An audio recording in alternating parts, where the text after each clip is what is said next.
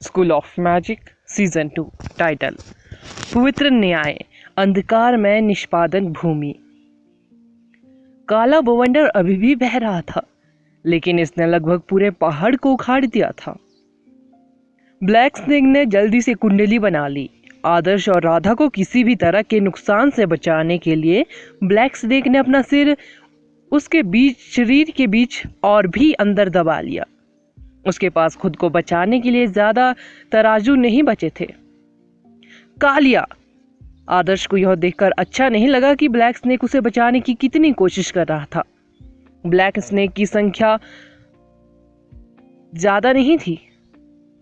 यह केवल समय की बात थी जब एडजुडिकेटर और आस्था के मैजिशियनों की इतनी बड़ी सेना ने उसके बचाव को तहस नहस कर दिया, और यह जल्द ही उसकी जीवन शक्ति को खत्म करना शुरू कर देगा। राधा, मुझे पूरी तरह से ठीक होने में कितना समय लगेगा? आदर्श ने घबराते हुए पूछा। आपकी चोटें बेहद गंभीर थी, मुझे अभी भी कुछ समय चाहिए। राधा पहले से ही आदर्श को ठीक करने की पूरी कोशिश कर रही थी। आदर्श ने स्टाररी माउंटेन पाथ की चुनौती को पार करने में अपनी बेहद ज्यादा ऊर्जा खर्च कर दी थी। अगर वह अब डीमन बन जाता तो वह सामान्यों से बेहद कमजोर हो जाता। पार्थिन मंदिर की सशस्त्र सेनाएं पहाड़ की कमर से लेकर आधार तक इकट्ठा हो गई थी। आदर्श ठीक होने की पूरी कोशिश कर रहा था, जबकि ब्लैक स्नेक उसे समय खरीद रहा था। जितना अधिक वह ठीक होता, उतना ही वह अधिक डीमन बनने पर मजबूत होता।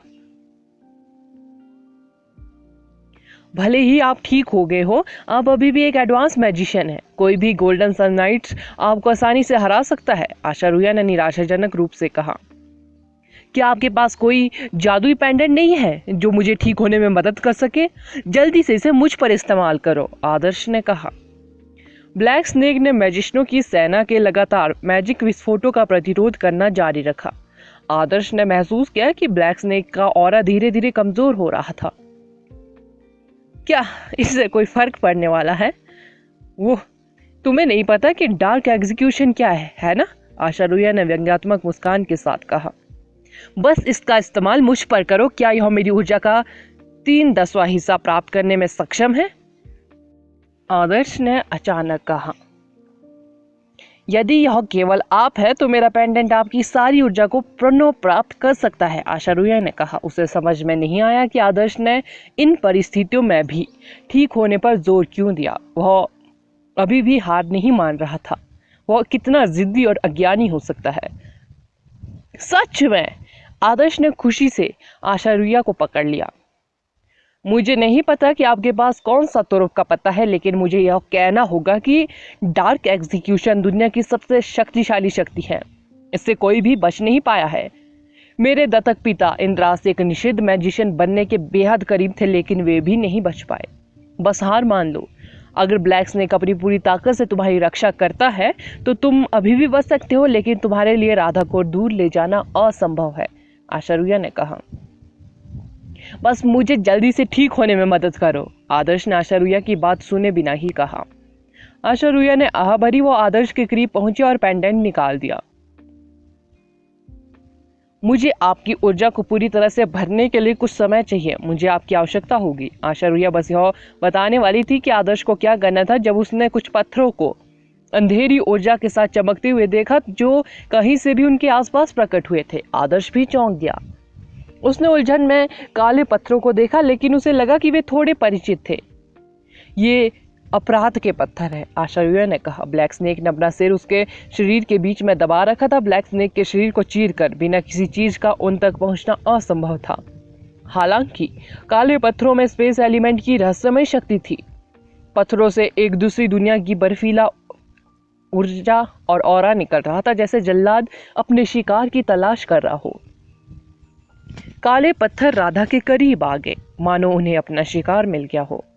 कुछ और गिल्ड स्टोन अचानक प्रकट हुए और राधा को घेर लिया। आदर्श को चिंता थी कि ये पत्थर राधा को नुकसान पहुंचाएंगे। उसने उन्हें पकड़ने के लिए अपना हाथ बढ़ाया। फिर भी पत्थरों से एक मजबूत काली ऊर्जा फूट पड़ी और उसके हाथ को तुरंत ही जंग लगा दिया। आशा रुया ने तुरंत प्रतिक्रिया दी। उसने आदर्श की रक्षा के लिए एक मैजिक किया, अन्यथा उसका हाथ कुछ ही सेकंड में हड्डियों में बदल जाता। उन्हें मत छुओ, तुम पोखर में बदल जाओगे, आशा रुया ने चेतावनी दी। और भी काले पत्थर दिखाई दिए। आशा रुया ने जल्दी से गिनती की और पाया उनमें से 10 थे। कुल 13 मैजिस्ट्रेट थे। दूसरे शब्दों में 13 में से 10 ने राधा को दोषी ठहराया था और उनके अपराध के पत्थर अंधेरे निष्पादन को अंजाम दे रहे थे। 10 काले पत्थर अविश्वसनीय रूप से अजीब थे। उन्होंने राधा के चारों ओर एक अंगूठी की तरह चक्कर लगाया और अचानक एक काली रोशनी उत्सर्जित की। इसने राधा के माथे पर काली मुहर छाप दी। भाई आदर्श! राधा पूरी तरह से असहाय महसूस करी थी। उसे लग रहा था कि उसका शरीर अलग थलग पड़ गया है। भले ही वह आदर्श और राधा से बस एक कदम की दूरी पर थी, लेकिन उसे लगा कि वह किसी दूसरी दुनिया में है। गिल्डस्टोन के पत्थरों की काली रोशनी ने उसे ढक लिया। राधा, सब ठीक है, डरो मत। आदर्श घबरा गया था। वह अब अपनी ऊर्जा के फिर से भरने का इंतजार नहीं कर सकता था। उसकी आंखों से लाल लाल चमक निकल रही थी। काली रोशनी तेजी से टिमटिमाने लगी और आदर्श और आशा रुया के ठीक सामने राधा के साथ गायब हो गई। ठीक उसी तरह जैसे अपराध बोध के काले पत्थर राधा तक पहुंचने के लिए स्पेस में चले गए थे, वे बिना किसी निशान के गायब हो गए और राधा को अपने साथ ले गए। राधा के गायब होते ही आदर्श के शरीर से एक भयानक ऑरा फूट पड़ा। उसकी नसों में डीमन खून दौड़ गया। वह डीमन शक्ति को बाहर निकालने वाला था। आशा रुया उस समय आश्चर्यचकित रहेगी जब उसने आदर्श के भयानक ऑरा को महसूस किया। ब्लैक स्नेक ने धीरे धीरे अपना शरीर आगे बढ़ाया। उसे लगा कि राधा को किसी अज्ञात शक्ति ने उठा लिया था। गुस्साया ब्लैक स्नेक ने अपनी पूंछ पहाड़ पर पटक दी। जबरदस्त प्रहार से पहाड़ की ढलान ढह गई। आस्था के 300 मैजिस्ट्रों की एक टुकड़ी तुरंत मर गई। उनका खून पूरे पहाड़ पर फैल गया। शांत हो जाओ, तुम दोनों शांत हो जाओ। राधा मरी नहीं है, उसे डार्क एग्जीक्यूशन ग्राउंड में ले जाया गया है। क्या तुम्हें डार्क ड्यूलिंग ग्राउंड याद है? यह अंधेरे की एक जगह है जिसे एक कॉन्ट्रैक्ट स्थापित करता है। जो व्यक्ति कॉन्ट्रैक्ट से बंधा है वो अंदर फंस जाएगा। गिल्ड के पत्थरों ने राधा को डार्क एग्जीक्यूशन ग्राउंड में ला दिया है, एक ऐसी जगह जो डार्क ड्यूलिंग ग्राउंड के समान है। यह पहाड़ के नीचे है, देखो। आशा रुया ने जल्दी से कहा जब उसने आदर्श और राधा को खुद पर नियंत्रण खोते देखा। मुझे पता नहीं क्या हो गया, मेरी जीभ काफी लड़खड़ा रही है। आदर्श की जंगली ऊर्जा थोड़ी शांत हो गई। उसने जादुई विस्फोटों से उत्पन्न धुएं के माध्यम से पहाड़ के आधार पर नजर डाली और अंधेरे के एक विशाल क्षेत्र को अलग करने वाली एक बाधा देखी। बैरियर ने एक विशाल क्षेत्र को घेर रखा था। दूर से देखने पर यह वास्तव में एक शानदार फांसी स्थल जैसा लग रहा था। आदर्श ने इसे पहले भी देखा था। आदर्श ने डराने वाले डार्क एग्जीक्यूशन ग्राउंड को देखा और आश्चर्य से पूछा, क्या इंद्रास उसके अंदर मर गए थे? हाँ, पवित्र न्यायालय मुख्य रूप से डार्क एग्जीक्यूशन की शक्ति के कारण अपनी श्रेष्ठता बनाए रखने में सक्षम है। कोई भी डार्क एग्जीक्यूशन से बच नहीं सकता। आदर्श, वे राधा के शरीर के अंदर पार्थेन मंदिर की आत्मा को निशाना बना रहे हैं।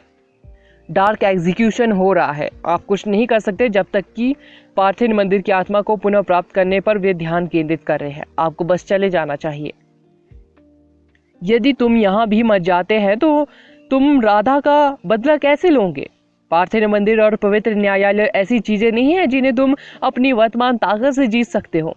इसके अलावा, आशा रुया ने कहा।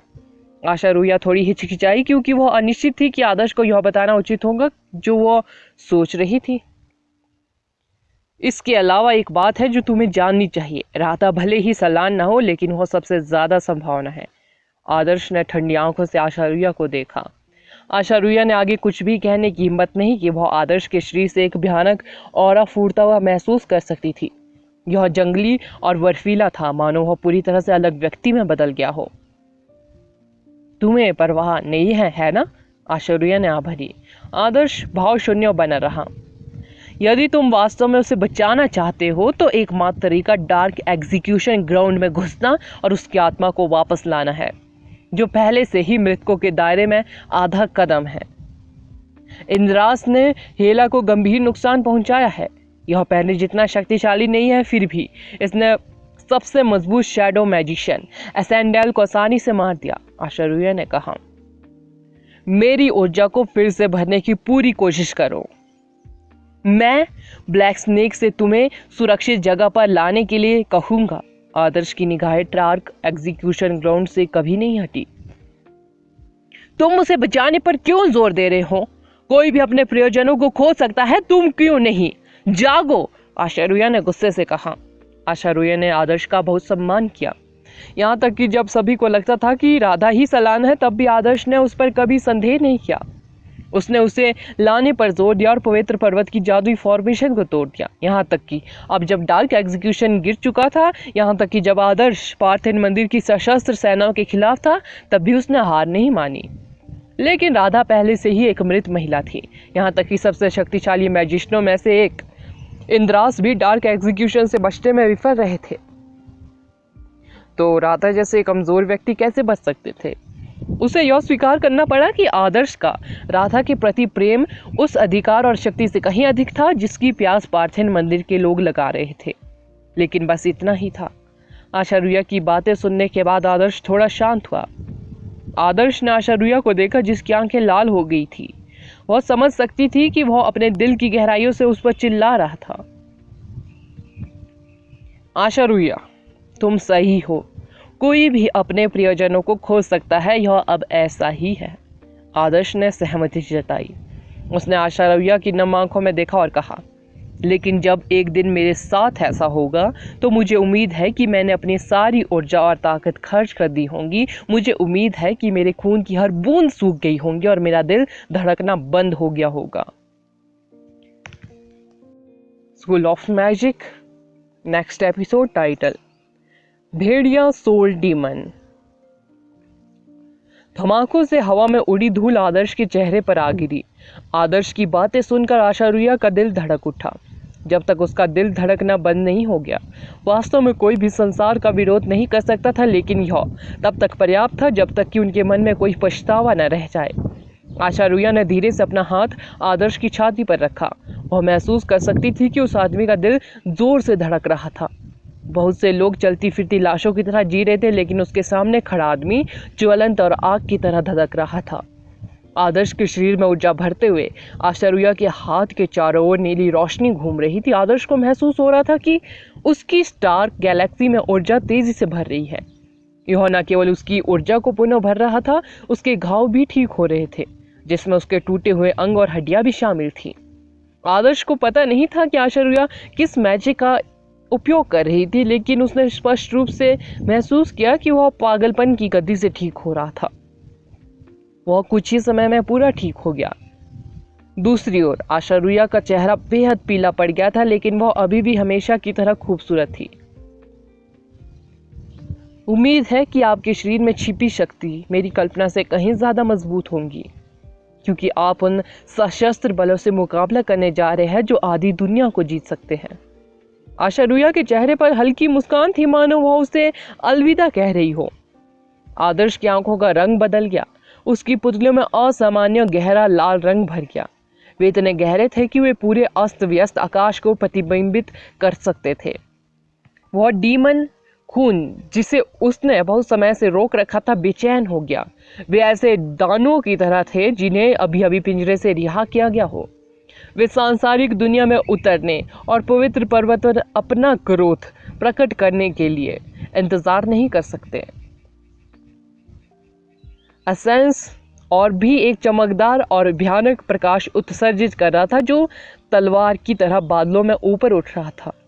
आदर्श ने लंबे समय से ऊर्जा जमा कर रखी थी। उसने दादू से वादा किया था कि जब वह एसेंस ऑर्ब को नहीं भर लेता तब तक वह उसका उपयोग भी नहीं करेगा और ना ही डीमन एलिमेंट का उपयोग करेगा। हालांकि भले ही और भरा नहीं हो, फिर भी उसका डीमन एलिमेंट की शक्ति को दबाने का कोई इरादा नहीं था। शैतान नगरी घृणित था। वह उन सभी को अपनी सारी संपत्ति के साथ नर्क में भेजना चाहता था, क्योंकि वे इस दुनिया में रहने के योग्य नहीं थे। हालांकि पार्थिन मंदिर और पवित्र न्यायालयों द्वारा अपने लालच के लिए बुने गए हास्यास्पद झूठ को जानने के बाद वह पूरी तरह से निराश हो गया। आदर्श के पास कोई विकल्प नहीं बचा था, इसलिए हिंसा को रोकने के लिए हिंसा का ही सहारा लिया जा सकता है। चूंकि वे अधिक शक्ति प्राप्त करने के लिए निर्दोष लोगों का खून बहाने को तैयार थे, इसलिए आदर्श भी उनका खून बहाने को तैयार था।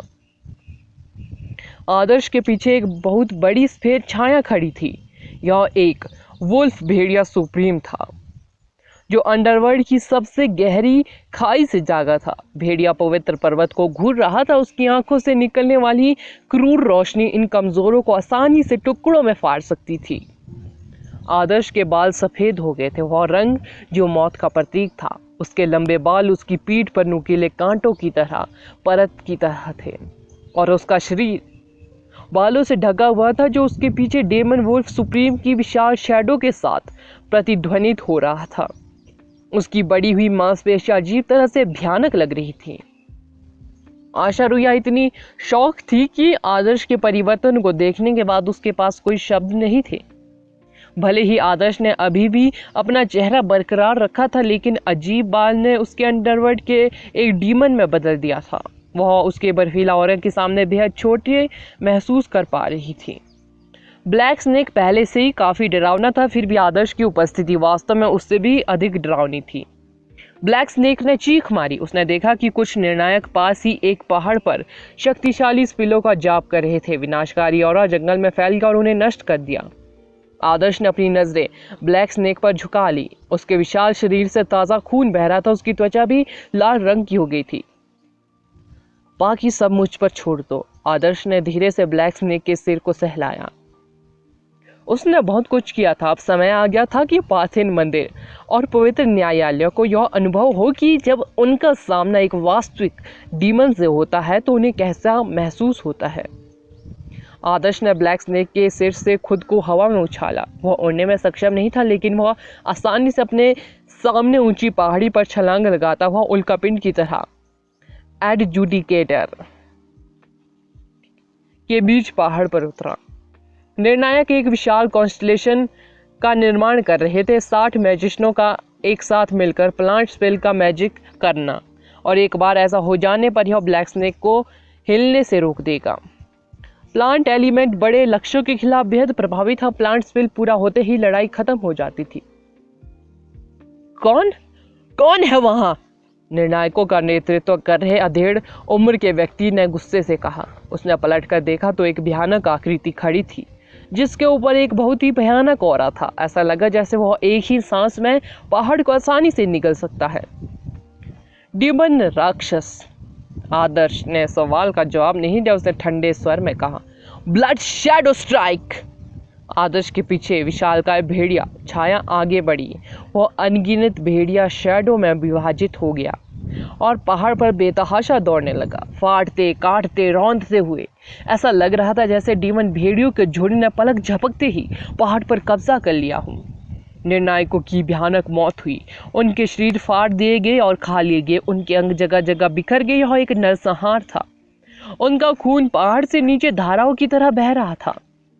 शशांक, जो हवा में युद्ध की कमान संभाल रहा था, जब उसने अपने आदमियों को मरते देखा तो अविश्वास में उसकी आंखें फटी की फटी रह गई। वे निर्णायकों में सबसे श्रेष्ठ थे, फिर भी वे सब एक पल में ही नष्ट हो गए। आखिर वो आकृति क्या थी जो इतनी तेजी से आगे बढ़ रही थी? उसमें इतनी भयानक शक्ति कैसे थी? हॉल मास्टर, पूरा 7वां दल खत्म हो गया है। असंभव! क्या किसी ने देखा कि वह चीज क्या थी? यह ब्लैक स्नेक से बाहर कूद गया। यह बेहद तेज है। यह हमें ऐसे मार रहा है जैसे यह गेहूं की कटाई कर रहा हो। शशांक क्रोधित हो गया। निर्णायकों ने पार्थिन मंदिर के सशस्त्र बलों में महत्वपूर्ण भूमिका निभाई थी। ब्लैक स्नेक ने पहले ही उनमें से कई को मार डाला था, लेकिन अब और भी अधिक लोग मर चुके थे और पूरी तरह से अस्वीकार्य था। ब्लैक स्नेक अपने अंतिम संघर्ष में है। क्या हर बार जब कोई नई देवी चुनी जाती है तो खून बहना सामान्य बात नहीं है? बलिदान के बिना हम कैसे मजबूत हो सकते हैं? टुलांग को हार से बहुत परेशानी नहीं हुई। यह केवल निर्णायकों का एक समूह था। एक बार जब उसने अपने पुनर्स्थान का स्पिल प्राप्त कर लिया तो निषिद्ध मैजिशियन भी उसके अधीन होने को तैयार हो जाते। उन्हें कुछ निर्णायकों की मृत्यु की परवाह क्यों होगी? इसके अलावा निर्णायकों ने इजिशा के प्रति वफादारी की शपथ ली थी। पार्थिन मंदिर की खातिर मरना उनके लिए सम्मान की बात थी। शशांक ने खून से सने जंगल की ओर देखा और पूछा, क्या तुमने कोई मानव आकृति नहीं देखी? मैंने नहीं देखी। मैं आपको और वाइस हॉल मास्टर को प्रभारी बनाऊंगा। मुझे लगता है कि आप जानते हैं कि हेलोन से कैसे निपटना है, डुलंक ने कहा। डुलंक वहां से चला गया और डार्क एग्जीक्यूशन ग्राउंड की ओर बढ़ गया। शशांक और मेलोरा ब्लैक स्नेक से निपटने के लिए रुके हुए थे। शशांक अभी भी उस चीज के बारे में चिंतित था जो जंगल में उनके आदमियों का नरसंहार कर रही थी। वह ब्लैक स्नेक की शक्ति की तरह नहीं लग रहा था। मेलोरा, उस आदमी को खोजने के लिए अपने मैजिक का उपयोग करो, शशांक ने कहा। मेलोरा, शशांक ने अपनी पीठ की ओर मुड़कर देखा जब उसने मेलोरा को हकलाते हुए सुना। हालांकि जैसे ही उसने एक सरसरी नजर डाली, उसकी रीढ़ में तीव्र ठंडक दौड़ पड़ी। एक खूनी हाथ मेलोरा की पीठ में घुस गया था और उसकी छाती से बाहर आ गया था। हाथ उसके धड़कते दिल को थामे हुए था। उसकी आंखें आश्चर्य से बड़ी हो गई थी। जैसे ही वो धीरे धीरे मुड़ी और शशांक की निगाहों का पीछा किया, मेलोरा के पीछे एक आदमी था जो शैतानी छाया से घिरा हुआ था और उसके चेहरे पर एक दुष्ट ठंडी मुस्कान थी। उसकी खूनी लाल आंखों में मौत का प्रबल औरा था और वह बिल्कुल भी इंसान जैसा नहीं लग रहा था। यह वही है, शशांक अवाक रह गया। उसने उस आदमी का चेहरा पहचान लिया। वह कोई और नहीं बल्कि युवा मैजिशियन था जो राधा को बचाने की कोशिश कर रहा था, आदर्श। हालांकि उसका रूप पूरी तरह से बदल चुका था। वह एक निर्दयी राक्षस में बदल चुका था जिसमें हत्या करने की तीव्र इच्छा थी। बहुत बढ़िया न्यूज़ मेलोरा के साथ। Thank you. अरे शैतान, उसे छोड़ दो। मेलोरा के निकट 5 गोल्डन सन नाइट्स स्टैंड पॉइंट पर थे। ग्रेट म्यूज के रूप में मेलोरा का हीलिंग मैजिक और आशीर्वाद एलिमेंट उत्कृष्ट था। भले ही वह एक सक्षम लड़ाकू नहीं थी, लेकिन उसकी मदद से एक सुपर मैजिशियन आसानी से एक ही समय में अपने लेवल के 3 सुपर मैजिशियनों से मुकाबला कर सकता था। हालांकि किसी को उम्मीद नहीं थी कि कहीं से कोई डीमन प्रकट होगा और अपना हाथ मेलोरा की पीठ में घुसा देगा। गोल्डन सन नाइट मैच से किसी ने भी समय पर प्रतिक्रिया नहीं की थी। आखिरकार किसी ने यह उम्मीद नहीं की थी कि वे अपने आसपास इतने सारे रक्षकों के साथ मरने वाली थी। School of magic season 2 next episode title पार्थिन मंदिर की आत्मा। मुझे लगा कि तुम्हारा खून पहले ही खराब हो चुका है और काला हो गया है, लेकिन यह अभी भी बहुत लाल है। डेमन आदर्श ने धीरे से अपना हाथ मेलोरा के हिलते हुए शरीर से बाहर निकाला। वो अपने हाथ पर लगे खून को ऐसे निहार रहा था जैसे वह कोई कलाकृति हो। मेलोरा की मृत्यु तुरंत नहीं हुई। वह अभी भी अपने अंतिम सांसों को थामे हुई थी और शशांक द्वारा उसकी रक्षा किए जाने का इंतजार कर रही थी। अगर सब कुछ योजना के अनुसार हुआ तो ईजिशा को अंततः पुनरुत्थान का स्पेल प्राप्त होगा। जब तक वो अपने शरीर और अपनी आत्मा को बचा सकती है, तब तक उसके पास पुनर्जीवित होने का मौका था। मेलोरा को लग रहा था कि उसका जीवन पागलों की तरह तेजी से खत्म हो रहा है। उसकी सिर्फ एक आखिरी इच्छा थी। आदर्श ने अचानक अपना हाथ हिलाया। एक तेज हवा ने तुरंत मेलोरा को घेर लिया, जिससे उसकी आखिरी उम्मीद भी खत्म हो गई। वह अपने शरीर के टुकड़े हवा में उड़ते हुए भी देख सकती थी। यह बेहद भयानक लग रहा था। उसने कभी नहीं सोचा था कि वह एक ऐसे डीमन के हाथों इतनी भयानक मौत मरेगी जो किसी दूसरी दुनिया से आया हुआ लग रहा था। यह आदर्श, जिसके साथ उन्होंने कभी गंभीरता से व्यवहार नहीं किया, उसके पास इतनी भयानक शक्ति क्यों होगी? शशांक डर को अनुभव कर रहा था और वह डर से कांप उठा। उसे और गोल्डन सन नाइट्स को बिल्कुल भी पता नहीं था कि आदर्श कब आया था। अगर वह उन पर निशाना साध रहा होता तो उनका हाल भी मेलोरा जैसा ही होता। आदर्श की मेलोरा के प्रति नफरत इतनी प्रबल थी कि वह उसे टुकड़ों में फाड़ रहा था। इससे उसके पुनर्जीवित होने की कोई संभावना नहीं रहेगी। बदला लो, महान म्यूज का बदला लो। एक गोल्डन सन नाइट जो मेलोरा के प्रति अंधा वफादार था, ने अपने डर पर काबू पाने की कोशिश करते हुए दहाड़ लगाई। भले ही वे सुपर मैजिशियन थे, लेकिन उन्होंने आदर्श जैसा कुछ कभी नहीं देखा था। लाइट एलिमेंट की एक विशाल डीमन न्याय तलवार आसमान से उतरी, जिसका निशाना सीधा आदर्श पर था। तलवार एक इमारत जितनी ऊंची थी। शशांक ने ठीक होने के बाद मैजिक करने में कामयाबी हासिल की। आदर्श ने अपना सिर उठाया और डीमन न्याय तलवार को देखा, फिर भी उसने इसे चकमा देने की कोशिश नहीं की। उसने धीरे से अपना दूसरा हाथ ऊपर उठाया। उसकी हथेली से एक गहरी चांदी जैसी ऊर्जा फूट पड़ी। उसने अचानक अपने हाथ को कस लिया और अपने ऊपर स्थित डीमन न्याय तलवार पर निशाना साधा। विशाल तलवार तुरंत स्पेस एलिमेंट की चांदी की ऊर्जा से ढक गई और आदर्श के सिर तक पहुंचने से पहले ही टुकड़ों में टूट गई। शशांक और बाकी गोल्डन सन नाइट्स ने गहरी सांस ली। दानव इतनी आसानी से एक सुपर स्पिल को रोकने में सक्षम था, वो कितना शक्तिशाली हो सकता था। चलो एक साथ अटैक करते हैं। कुछ गोल्डन सन नाइट्स ने तेजी से स्टार पैलेस का निर्माण शुरू कर दिया। पत्ते बेतहाशा नाच रहे थे और डोमेन डीमन आदर्श पर सफेद दनाती की तरह वार कर रहे थे। वे घने और भयंकर थे, उनके बीच कोई गैप नहीं था। डीमन आदर्श के पास उड़ने की क्षमता नहीं थी। वह जमीन पर उतरने से पहले कुछ देर हवा में रहा। हजारों पत्तों वाले सैबर ने उसका पीछा किया, पहाड़ पर लगे पौधों को हवा में उड़ाकर धूल में बदल दिया। जैसे ही हजारों पत्तों वाले कृपाण गायब हुए, एक सुनहरा सूर्य प्रकाश आगे बढ़ा और उसने हवा का हथियार बनाकर आदर्श पर अटैक किया। स्लॉटरिंग विंड स्लैश पहाड़ी के एक छोर से दूसरे छोर तक आगे की ओर कटा। डीमन आदर्श ने अपने हाथों को अपने सामने क्रॉस किया। इससे पहले कि स्लॉटरिंग विंड स्लैश ने उसे मारा, वह जमीन पर फिसल गया। वह घायल नहीं लगता, एक अन्य शूरवीर ने करीब से देखने के बाद कहा। विंड एलिमेंट वाला गोल्डन सन नाइट शॉक रह गया। यह उसका सबसे शक्तिशाली स्पिल था। 1000 स्लैश और वध करने वाला विंड स्लैश दोनों ही एक पल में हजारों डीमन प्राणियों का वध करने में सक्षम थे। फिर भी उन्होंने उस आदमी पर एक खरोंच तक नहीं छोड़ी। क्या वह इंसान भी था? डूबती जमीन, शशांक ने ऊपर हवा में गुस्से से चिल्लाया। जंगल हिल गया। जिस खड्ड में आदर्श खड़ा था वह अचानक तेजी से धंस गई, मानो किसी विशाल डीमन ने जमीन पर पैर रखा हो। जिससे जहां आदर्श खड़ा था वहां एक गहरा गड्ढा बन गया। दानव आदर्श डूबते हुए गड्ढे में गिर गया। उसका शरीर चट्टानों से दब गया था। हालांकि वह बल से कुचला नहीं गया था, इसके बजाय उसकी आंखें ठंडी चमक रही थी। वह चट्टानों से मुक्त हो गया और एक खींची हुई धनुष की डोरी की तरह नीचे झुक गया।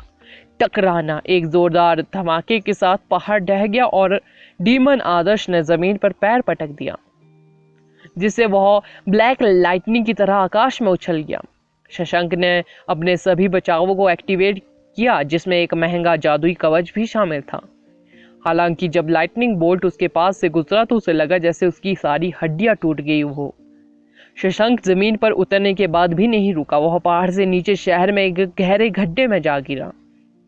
उसका मैजिक आर्मर टुकड़ों में टूट गया था।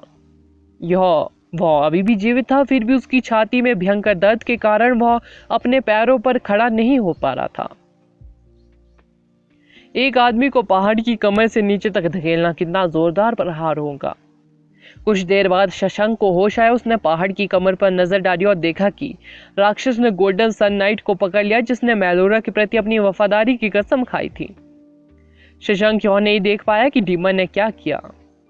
गोल्डन सन नाइट के पास डीमन के खिलाफ कोई मौका नहीं था। वे सभी अलग अलग जगहों पर मारे गए। एक जोरदार चीख निकली। सांप की सांसें काले बवंडर की तरह पहाड़ पर फैल गई। पहाड़ में छिपे सशस्त्र बलों को तुरंत विनाशकारी झटका लगा। कई मानव आकृतियां आसमान में गिर गई। आदर्श ने पलटकर ब्लैक स्नेक को देखा। उसने देखा कि इस छोटी सी अवधि में वह थोड़ा ठीक हो गया था। वह पार्थियन मंदिर के बाकी सशस्त्र बलों का सफाया करने में मदद कर रहा था। पार्थियन मंदिर में सभी लोग इचिशा के सामने झुके नहीं थे। यह बिल्कुल स्पष्ट था कि नाइट्स के हॉल मास्टर हेलोन साजिश से पूरी तरह से अनजान था। जो लोग राधा को मारना चाहते थे वे दुलांग और इचिशा थे।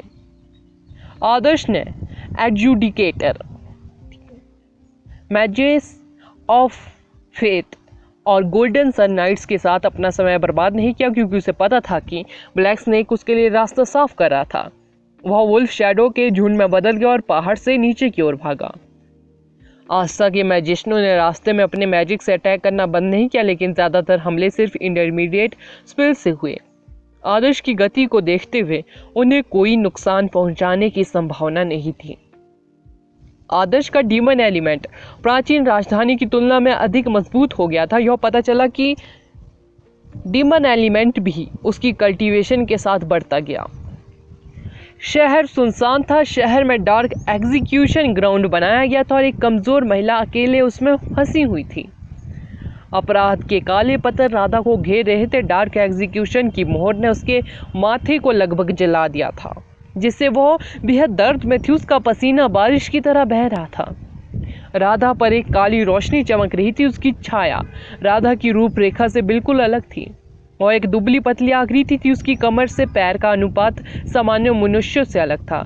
उसके काले बाल उसके घुटनों तक पहुंच रहे थे। डार्क एग्जीक्यूशन ग्राउंड के बाहर डुलंक ने ऐसा व्यवहार किया जैसे उसने दुनिया की सबसे अद्भुत चीज देखी हो। जब उसने राधा से छाया को प्रक्षेपित होते देखा, उसकी आंखें लालच से भरी हुई थी। यह पार्थिव मंदिर की आत्मा है, यह वास्तव में उस पर है। तुलंग को लड़की पर झपटने की इच्छा हुई, हालांकि उसे डार्क एग्जीक्यूशन ग्राउंड में प्रवेश करने की अनुमति नहीं थी। और पार्थिव मंदिर की आत्मा एक महान मैजिस्ट्रेट के शरीर में भी नहीं रहती। पार्थिव मंदिर की आत्मा केवल पार्थिव मंदिर के सच्चे उत्तराधिकारी में ही निवास करेंगी।